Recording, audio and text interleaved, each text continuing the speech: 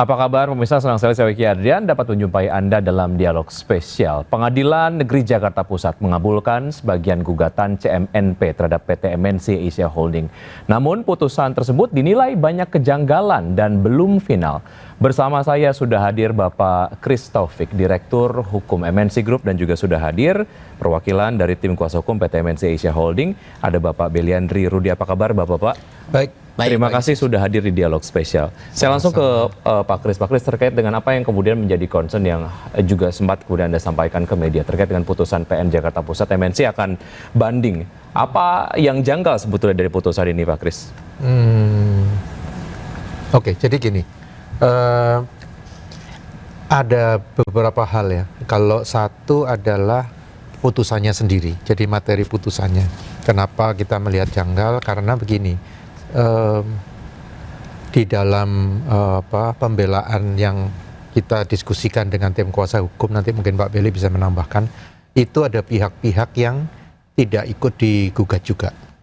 Antara lain katakanlah kayak PT Unibank ya, dengan direksi dan komisarisnya gitu. Kenapa kita memandang itu perlu digugat? Karena dia kan yang menerbitkan NCD. Sehingga kalau ada apa-apa ya harusnya dia ikut bertanggung jawab, atau minimal dia bisa menjelaskan apa yang terjadi di tahun 99. Ini kan tahun 99. Lalu juga ada lagi pihak-pihak yang nggak digugat itu setelah Unibank BPKU dia dialihkan ke BPPN, dan kemudian ada timnya juga, itu juga tidak diikut sertakan gitu. Banyak hal-hal yang patut dipertanyakan gitu. Itu dari sisi materi. Mungkin nanti masih banyak lagi kejanggalan yang lain, termasuk juga kita menghadirkan banyak saksi tapi tidak ada satupun yang dipertimbangkan di dalam putusan itu. Kemudian juga mengenai dinamika, atau kalau saya lebih suka pakai drama yang terjadi ya menjelang putusan.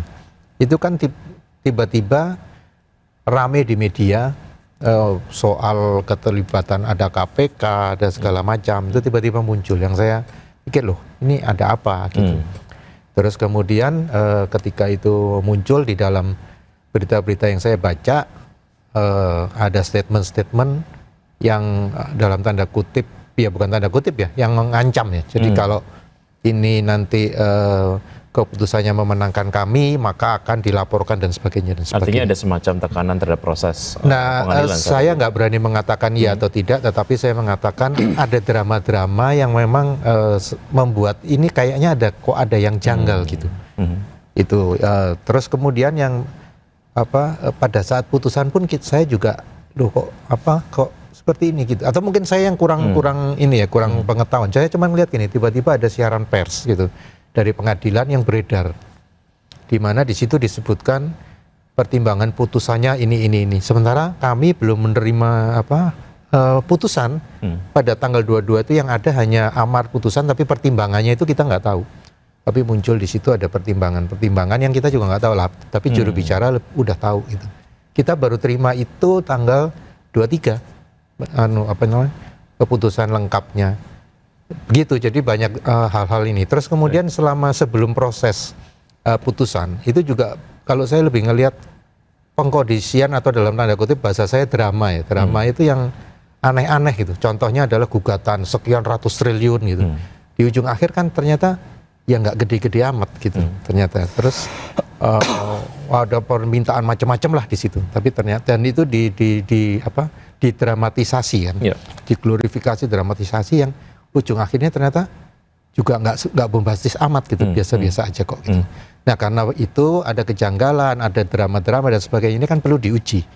Karena itu kita mengajukan banding. Mungkin nanti lebih detail bisa dari tim kuasa hukum kami. Ya, Pak Beli, kalau kita kemudian juga lihat apa yang disampaikan oleh Pak Kris tadi, memang ditemukan beberapa kejanggalan lah ya. Saya ingin coba kupas satu persatu. Salah satunya terkait dengan pihak-pihak yang sering disebutkan namanya dalam proses persidangan, begitu, namun kemudian tidak dijadikan yang kemudian juga digugat begitu. Implikasinya apa sih jika kemudian nama-nama yang disebut tadi dapat dijadikan juga menjadi pihak tergugat terhadap proses persidangan? Ya, pertama Mas, nama-nama itu bukan muncul kita ngarang-ngarang ya, atau ngarang-ngarang. Nama-nama itu adalah nama-nama yang ada di dokumen yang terjadi kejadian di 99 itu. Nah, jadi kalau tidak dibawa, artinya cerita transaksi tahun 99 itu tidak akan pernah lengkap sudut pandangnya. Ya, di mana terbukti dalam putusan sebenarnya yang diambil banyaknya sudut pandang dari penggugat saja gitu. Nah, makanya kenapa menurut kita pertama itu sangat penting untuk pihak-pihak itu dibawa untuk agar bisa mengklarifikasi dari masing-masing perspektif pihak-pihak tadi sebenarnya transaksi apa dan bagaimana pola transfernya, pola penerbitan NCD-nya di situ gitu. Jadi dengan tidak dibawa itu cerita itu tidak pernah lengkap dan hakim pun berimplikasi hakim bisa mengambil keputusan yang salah dari cerita yang tidak lengkap itu gitu. Jadi mungkin itu implikasi paling krusialnya dengan tidak dibawanya pihak tersebut gitu. Terkait juga dengan ada ahli-ahli yang dihadirkan oleh MNC yang kemudian ini menyampaikan poin-poin penting. Jika kemudian poin-poin penting ini dijadikan pertimbangan oleh hakim sendiri untuk pengambilan keputusan, seberapa penting ini kemudian dilakukan sebetulnya pada saat proses persidangan kemarin? Ya, pertama kami pada prinsipnya tim kuasa hukum menghargai ya keputusan hakim. Kita juga menghormati sebagai suatu produk hukum, tapi ada ruang juga kita untuk diskursus atau membedah ya secara mendalam putusannya tadi apa, termasuk proses persidangan. Dalam hal ini yang kita kritisi adalah ahli yang kami hadirkan kebanyakan tidak dipertimbangkan atau bahkan tidak dipertimbangkan sama sekali gitu. Nah, jadi dari beberapa ahli yang kita ajukan itu kita mendorong sebenarnya pemahaman atau bahwa ada tanggung jawab perbankan yang menerbitkan NCD ini yang tidak ditarik sama sekali hari ini gitu.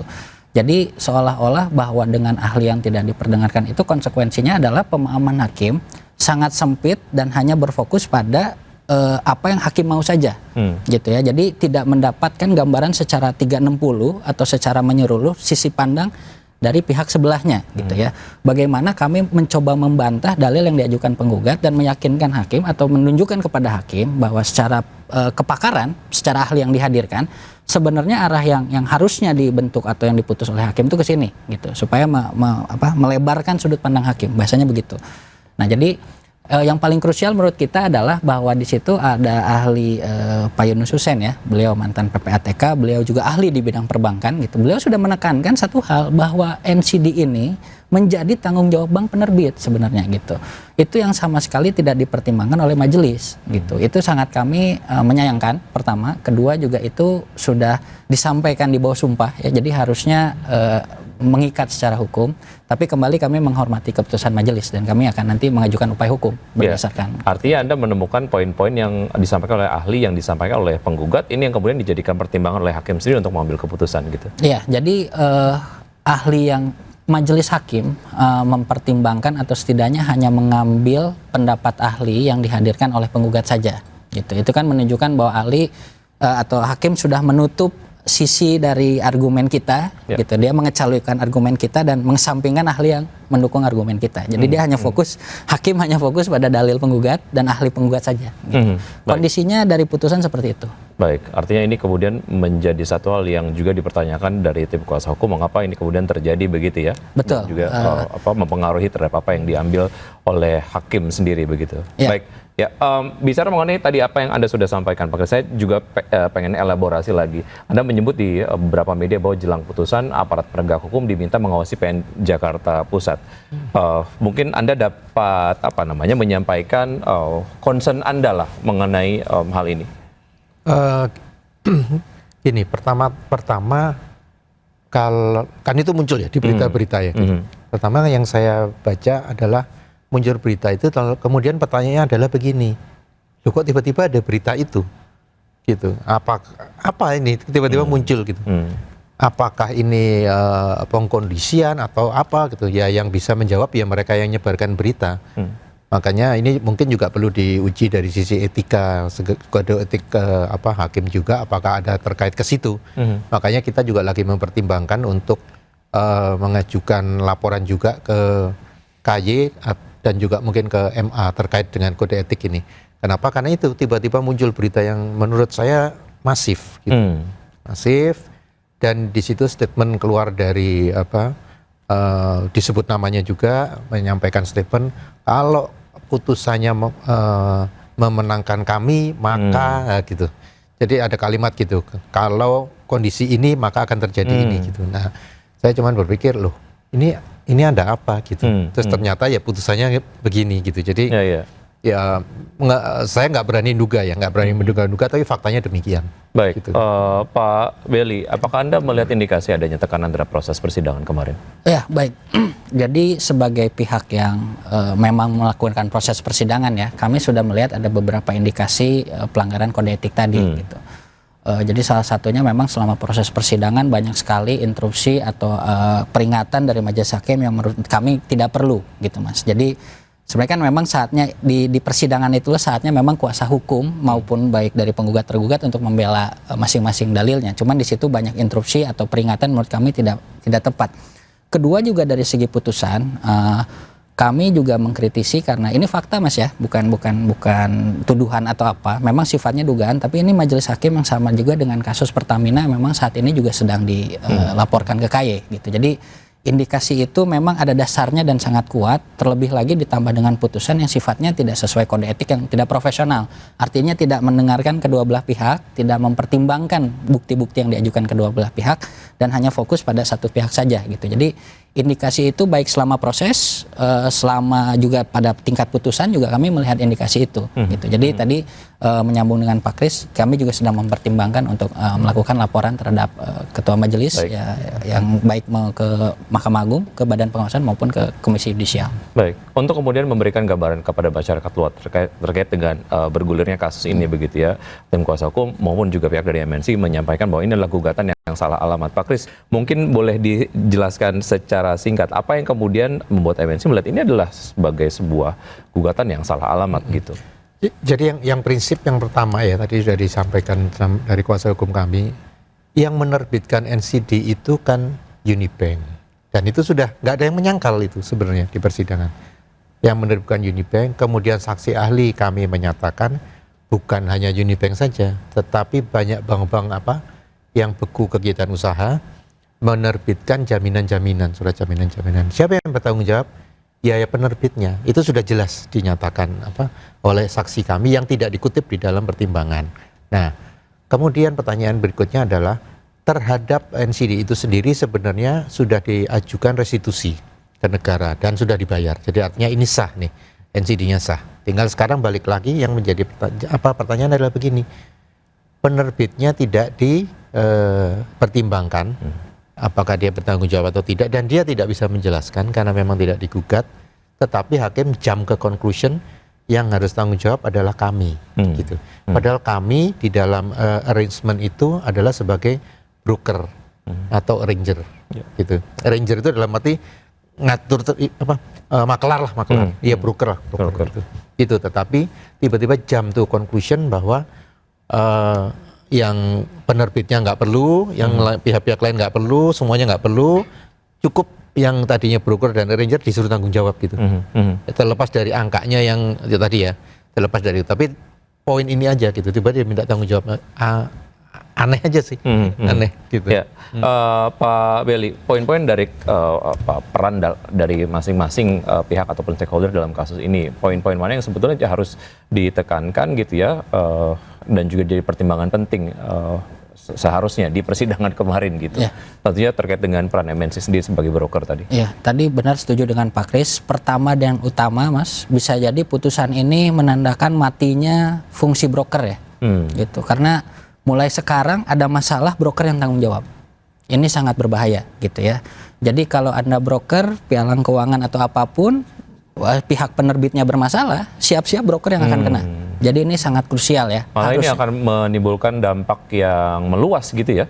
Sangat Mas. Jadi kalau kita memperhatikan putusan ini, apalagi terdapat asas piercing corporate veil yang dipakai, doktrin yang dipakai gitu, bahwa pihak yang menandatangani surat itu walaupun sebagai direktur PT ikut dibawa, ini bukan hanya saja broker, tapi direksi-direksi juga harus siap nih, gitu. Dia nanti tanda tangan apapun mewakili PT, siap-siap dia yang disalahin, dia yang ditarik gitu. Jadi krusial pertama adalah hakim ini gagal mempertimbangkan bahwa produknya itu bukan produk kita, itu satu ya.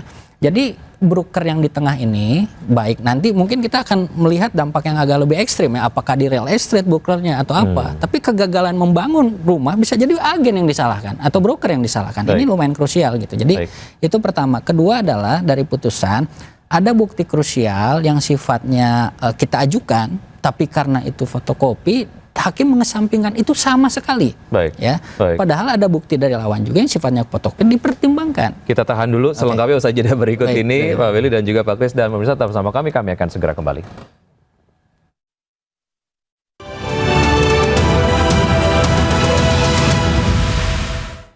Kembali di dialog spesial dan saya masih berbincang bersama Bapak Christophorus Taufik, Legal Counsel MNC Group, dan juga ada Pak Belly Andri Rudi, tim kuasa hukum dari MNC Asia Holding. Saya ke Pak Belly lagi, tadi ada yang disampaikan tapi kemudian sempat terpotong jeda, silakan dilanjutkan. Ya, jadi tadi saya kembali menegaskan bahwa putusan ini bisa berimpact banyak kepada bidang usaha atau jenis usaha broker ya, Mas ya. Karena di sini putusan benar-benar mengesampingkan peran dari penerbit produk perbankan langsung melimpahkan kesalahan itu kepada middleman, ke brokernya gitu.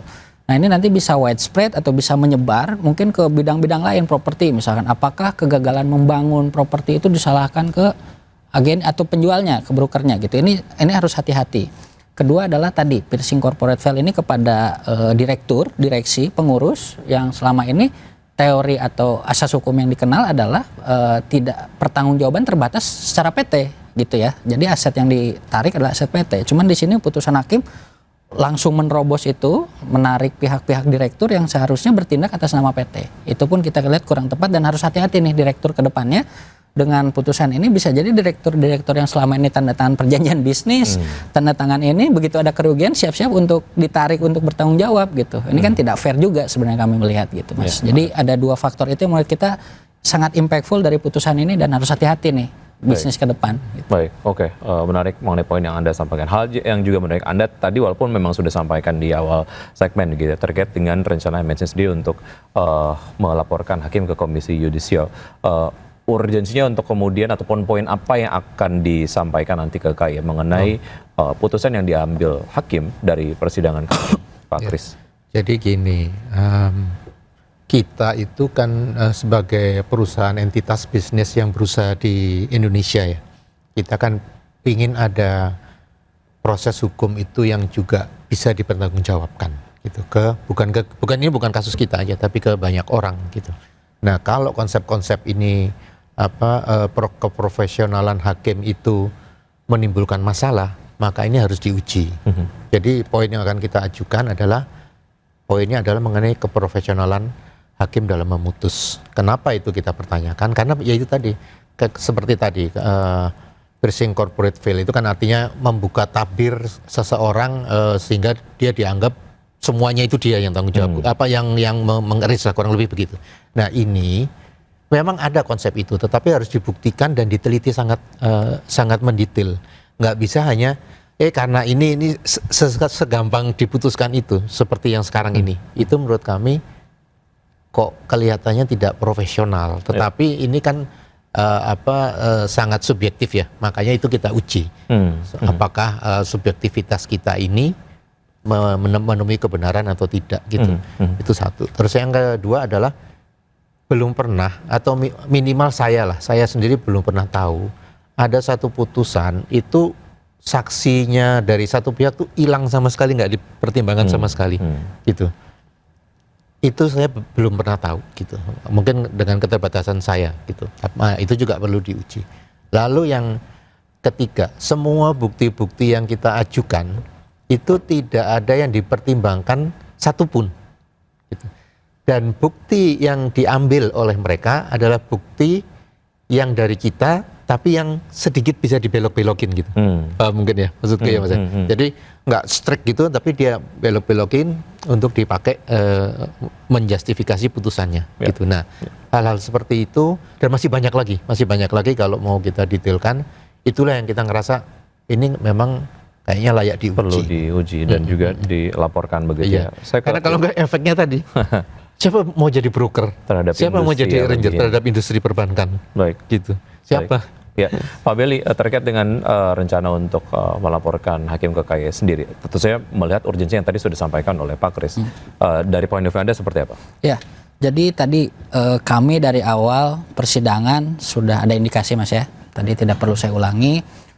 Tapi seiring perkembangan waktu juga, ini kami melihat perkembangan ini hakim ini dengan segala hormat kepada Yang Mulia adalah bahwa bermasalah juga Mas, dilaporkan juga dalam jangka waktu yang tidak terlalu lama dengan kasus kita, yaitu dalam kasus Pertamina, mungkin carry yang saat ini bahkan dibahas oleh para scholar ya, para ahli hukum di Universitas Indonesia gitu. Jadi memang ada tendensi hakim ini menghasilkan putusan yang mohon maaf ya agak-agak dipertanyakan lah setidaknya gitu ya. Nah dari situ kita juga begitu mendapatkan hasil seperti ini, kami indikasi itu semakin kuat Mas gitu. Jadi tadi poin Pak Kris sebenarnya ada ketidakprofesionalan gitu. Profesional artinya dalam menjalankan tugas hakim itu bersikap adil dan mendengarkan kedua belah pihak, setidak-tidaknya mempertimbangkan. Ini kan sama sekali tidak dilihat, tidak dicantumkan sih iya, cuman nggak diperdalam gitu apa ini pengaruhnya gitu. Kami melampirkan hampir mungkin secara dokumen 40 lebih dokumen, 50 dokumen, tidak ada satupun yang dipertimbangkan gitu ya. Jadi itu cukup unik sih gitu ya. Saya juga mungkin sama dengan Pak Kris, pengalaman saya yang terbatas ini itu juga baru terjadi sekarang. Dengan ahli yang kita hadirkan, saksi mungkin ada lebih dari 6, lebih dari 5, itu pun tidak ada yang dipertimbangkan. Ya, jadi kalau bukan tidak profesional, saya nggak tahu itu namanya apa, gitu ya. Jadi menurut kami itu dasar yang cukup atau indikasi yang cukup untuk memproses dugaan tadi ke baik ke KAY maupun Badan Pengawasan Mahkamah Agung. Baik, dengan indikasi adanya quote-unquote tekanan terhadap proses persidangan kemarin, ini juga Anda menjadi satu poin yang akan Anda raise ya? Iya, jadi kita sudah terbiasa Mas di era sekarang persidangan itu pasti selalu ada warna, baik kalau kita sehari-hari sidang ya mungkin sama Pak Kris gitu, di luar ada demo, itu sebenarnya hal-hal biasa. Cuman yang jadi menarik adalah timing dan narasi demonya atau narasi tekanannya itu seperti apa sebenarnya yang patut dicurigai gitu ya. Jadi saat timingnya terlalu pas dan juga narasi yang dibangun terlalu tendensi, itu tuh sangat patut dicurigain Mas, gitu ya. Jadi kita semua menghargai hak untuk bermedia sosial, untuk bikin-bikin narasi, untuk menyebar pesan apapun itu kita hargai. Tapi begitu itu dilakukan dengan maksud tertentu, dengan timing tertentu, kami pun berhak untuk menilai itu ada sesuatu kejanggalan kan gitu ya. Emang diarahkan ke kita gitu. Baik. Jadi kami melihat itu dan juga itu nanti coba kami raise isu itu, kami ajukan juga sebagai mungkin bahan pertimbangan bagi pihak-pihak baik KAY maupun Mahkamah Agung untuk menilai hal itu. Gitu. Baik, saya kembali ke Pak Kris. Pak Kris, apa betul kalau kita lihat dari nilai gugatan yang kemudian dinilai terlalu bombastis dan juga asal-asalan ini bisa kemudian membuat posisi Anda sebagai tergugat ataupun MNC sebagai tergugat ini menjadi merugikan gitu? Iya, tadi saya bilang gini, tadi kan saya konsisten pakai istilah saya tadi, ada drama-drama tadi ya. Jadi gugatannya awalnya kan bombastis sekali angkanya, ratusan triliun gitu ya, ratusan triliun, kemudian diglorifikasikan lewat macam-macam, lewat medsos, lewat portal dan sebagainya. Ya pada saat itu ya jelas mengganggu sekali ya, karena orang akan melihat, wah digugat segitu, karena itu terus muncul gitu. Nah ketika sekarang keluar putusan yang tidak sampai ratusan triliun gitu, bahkan puluhan aja tidak gitu, itu kita lihat sepi, itu nggak ada yang bilang ini ternyata enggak tuh, sepi. Malah muncul lagi kan, ada satu berita saya lihat, gugatan 100 sekian T dikabulkan gitu. Nah menurut saya hal-hal seperti itu ya mengganggu. Memang sekarang zamannya orang bermedsos segala macam lah, zaman informasi. Tetapi kita memang harus selalu hati-hati terhadap fabrikasi dari suatu berita. Gitu. Nah kita melihat ada indikasi itu, berita ini difabrikasi. Gitu. Nah ini yang kita harus hati-hati, dan ya kita lihat siapa. Kalau mau asal nuduh aja ya mudah ya, karena semua orang baca pasti tahu, oh ini sumbernya, tapi itu kan tuduhan. Ini yang harus diuji ya. Mungkin itu nanti jadi bahan yang kita cari salurannya kemana untuk meminta ini supaya menjadi terang benderang gitu. Baik, terkait dengan hal ini Pak Belly, apa temuan dari Anda sendiri mengenai nilai yang kemudian terlalu dilebih-lebihkan ataupun terlalu bombastis begitu? Iya, kalau dari perspektif hukum ya, tentu mau minta berapapun silahkan aja. Tapi kan nanti pengadilan yang memutuskan gitu, dan dasarnya apa minta segitu kan gitu. Makanya kami melihat ada tendensi sebenarnya dari awal pun penggugat tidak berharap akan dapat angka segitu. Jadi ada maksud tertentu lah gitu ya. Sekarang saya tantang siapa yang punya 100 triliun bisa dicairkan dalam waktu segitu. Jadi penggugat harusnya dalam kepalanya sadar betul angka itu bukan angka real yang bisa didapat sebenarnya. Jadi kita dari awal sudah melihat bahwa itu ada maksud-maksud tertentu lah untuk menarasikan apapun itu gitu ya. Tapi secara realistik angka itu tidak mungkin tercapai sebenarnya gitu. Nah, Kedua juga putusan ini setidak-tidaknya mempertimbangkan tadi ya, ada nilai-nilai yang setidaknya masuk akal sebenarnya gitu ya. Jadi masih playing safe juga kelihatannya. Tapi ya kami makanya dari awal statement kami adalah kami menghargai putusan ini sebagai suatu produk hukum gitu ya. Kita akan lakukan upaya-upaya hukum yang masih diperbolehkan gitu. Tapi kami juga ada ruang untuk mengkritik tadi gitu. Nah terkait nilai tadi saya setuju dengan Pak Kris tadi lah. Kalau dari perspektif kami nominal ratusan triliun itu tidak make sense dari awal dari segi apapun ya gitu. Jadi tidak, memang niatnya tidak untuk dimintakan segitu, tapi untuk memframing seolah-olah akan dapat segitu dan terbukti selama proses ya kita melihat berapa. Dan juga dinilai ada kerugian yang dimunculkan gitu ya secara image dan sebagainya begitu. Betul, itu kan juga sifatnya sangat subjektif ya, narasi-narasi yang begitu, karena di pihak kami pun menghadapi hal seperti itu, menghadapi juga kerugian-kerugian yang sifatnya nama baik, potensi bisnis segala macam. Jadi itu goes for both sides gitu. Dua pihak ini mengalami hal yang sama gitu. Jadi kurang fair atau setidaknya tidak bijak ya, tidak adil kalau hanya mempertimbangkan dari pihak yang sana gitu, kerugian yang seperti itu gitu. Jadi kembali itu bentuk kritik kami terhadap putusan ini yang kami akan nanti dengan saluran hukum yang ada kita akan perjuangkan. Baik, MNC memutuskan untuk banding. Persiapannya seperti apa dan mengapa banding ini kemudian menjadi satu hal yang urgent untuk dilakukan, Pak Kris? Ya kan ini kalau putusan satu banyak kejanggalan yang memang secara proses ya media untuk mengujinya adalah forumnya banding gitu. Lalu kenapa banding perlu dilakukan? Ya karena memang ini putusan yang belum bisa dieksekusi, kan belum berkekuatan hukum tetap, belum final. Jadi memang ini putusan belum final yang terbuka untuk diuji dan kita menemukan kejanggalan-kejanggalan, ya makanya kita mau uji itu gitu. Kita ikutin prosesnya. Baik, terkait dengan proses banding ataupun persiapan banding seperti apa Pak Belly? Ya, jadi tadi menyambung dengan Pak Kris, ini kami melihat ada hal-hal yang harus dikoreksi ya di pengadilan tinggi maupun ya kami akan ikuti terus prosesnya sepanjang diizinkan oleh hukum. Kedua, secara persiapan, hukum memberikan waktu 14 hari kurang lebih untuk mengajukan pernyataan banding. Jadi dalam waktu tersebut kita akan mencoba memperdalam putusan yang sudah ada, juga merapikan kembali bukti-bukti dan juga terutama meng-highlight kejanggalan-kejanggalan ya atau kekeliruan-kekeliruan pertimbangan ini supaya nanti menjadi perhatian khusus di hakim tinggi nantinya gitu ya. Jadi itu yang sedang kami lakukan, mengingat baru 1 hari Pak Kris ya kita mendapat putusan ini gitu. Jadi itu pun bentuk keanehan kedua gitu ya, kejanggalan kedua atau bahwa putusan ini sudah diumumkan namun baru dapat kopinya ini, dan mana jadi baru hari ini kami bisa mendalami secara lengkap apa yang dipertimbangkan oleh hakim tadi, kejanggalan tadi. Baik, secara lini masa akan sampaikan ataupun diajukan banding tanggal berapa? Iya, kami masih menimbang-nimbang, tapi dengan waktu durasi 14 hari itu kita pastikan di jangka waktu 14 hari itu kita tidak akan melebihi itu. Gitu. Baik. Terkait dengan persiapan laporan hakim sendiri ke KY seperti apa? Kalau itu kita sekarang ini kan baru hari ini keluar. Mungkin kita perlu beberapa waktu ke depan untuk baca detail ya, karena lumayan tebel kan. Terus ya setelah itu baru kita resminya kita susun. Baik. Kalau draft-draft sih sudah mulai dari sekarang. Baik. Secara kemudian makronya lah ya. Kalau kemudian Anda melihat kasus ini, bagaimana kasus ini kemudian menjadi satu hal yang memang secara proses peradilan dan lain sebagainya ataupun pengadilan ini harus betul-betul dilaksanakan secara baik, mempertimbangkan concern dari tergugat sendiri begitu, Pak Kris? Ya, kalau saya begini, sebenarnya kan yang dilakukan oleh kami ini kan business as usual, biasa ya pekerjaan sehari-hari. Kami untuk sebagai broker gitu, sebagai arranger, dan itu juga banyak dilakukan perusahaan-perusahaan sejenis gitu kan. Nah, karena kasus ini maka impact-nya adalah satu, tadi sudah sempat disebut, orang harus berpikir 2 kali untuk menjadi broker atau arranger, karena anything happen dia harus tanggung jawab gitu.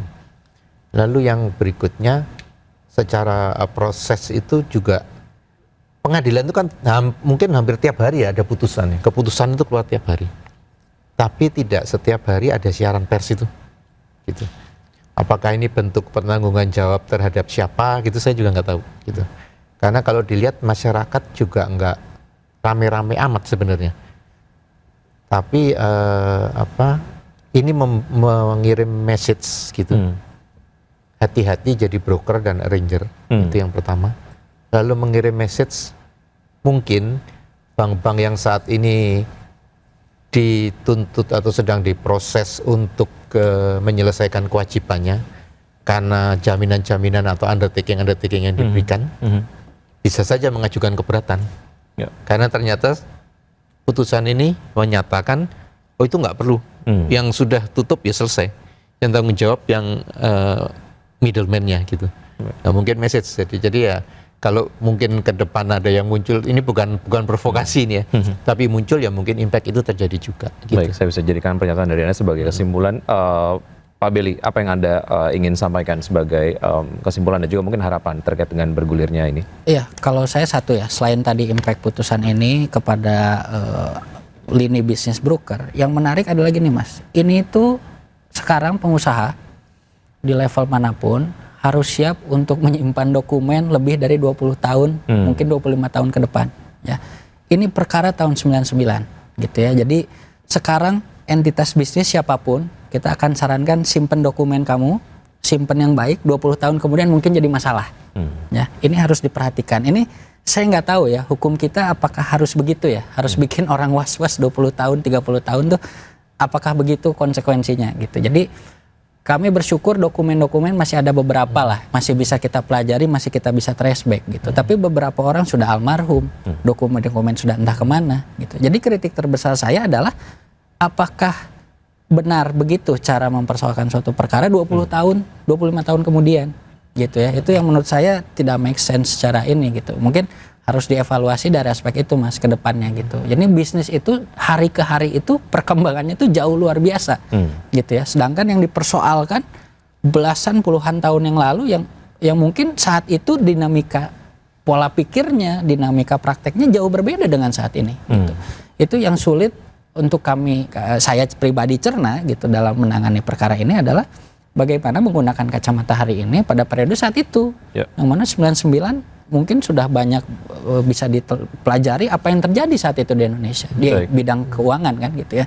Jadi itu kritik terbesar saya terhadap perkara ini, juga mungkin jadi evaluasi ke depannya gitu, bahwa untuk perkara yang sifatnya jauh ke belakang yang ini harus menggunakan kacamata yang memang fair dengan kondisi saat itu gitu. Itu yang sulit dan saya yakin tidak mudah dilakukan gitu. Makanya mengapa perkara ini penting sebenarnya gitu. Mungkin saya dan kita akan terus ikuti lah ya bergulirnya apa yang kemudian yang dilakukan oleh MNC sendiri ke depan. Baik, terima kasih Pak Belly dan juga Pak Kris, terima kasih sudah bergabung sama kami di Dialog Spesial. Dan pemirsa, demikian perbincangan kami di Dialog Spesial. Saya Wiki Adrian, terima kasih. Sampai jumpa. Thank you Pak. Terima kasih ya.